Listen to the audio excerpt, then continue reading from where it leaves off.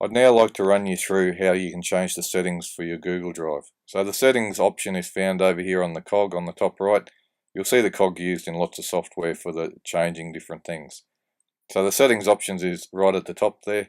So I'll click on settings and it pops open a new window. And I'll just run you through the various options available. So there are two sections we need to work through. So in the general section, the first one is converting uploaded files.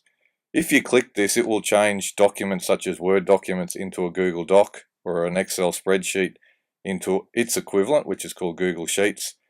I personally don't ever click this option. I like my Word documents to stay as Word documents.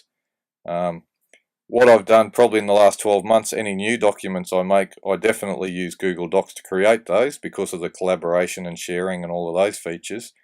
But I still like to maintain my existing and sort of archived Word documents from the past. So I'd leave that unless there's definitely a reason you'd want to do it. Language settings, of course, you can jump in and change those depending where you live and what languages you want to use. The offline version box, again, I don't use this because my documents sync automatically to my hard drive. So if you've got that happening already, this isn't necessary. If you don't, then that's possible. Although, again, if you're working on public ones, so you're going into internet cafes, not that they exist much anymore, that's probably an option you want to avoid. The density one is just looking at the various layouts. So there are 3 different options there you can choose from.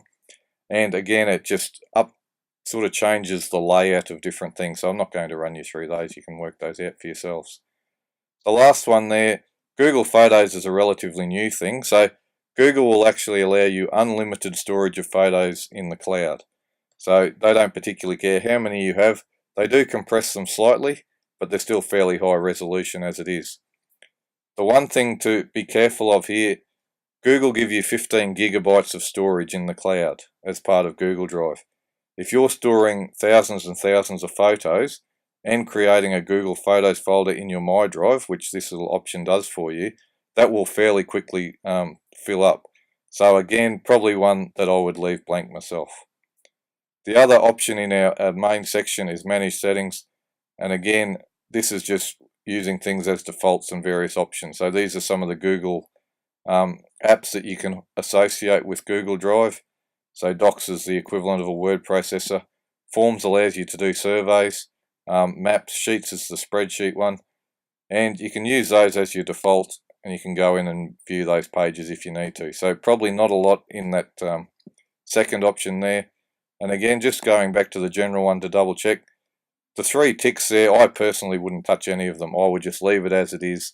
Don't bother converting your files up the top here. Don't worry about syncing them, particularly if you're already syncing your documents to your hard drive automatically. That means there's no real need for this. And if you're using Google Photos heavily, you probably don't want to fill up your My Drive part because, as I said, you're only limited with 15 gigabytes, and while it does sound a lot, you do tend to fill it up quite quickly.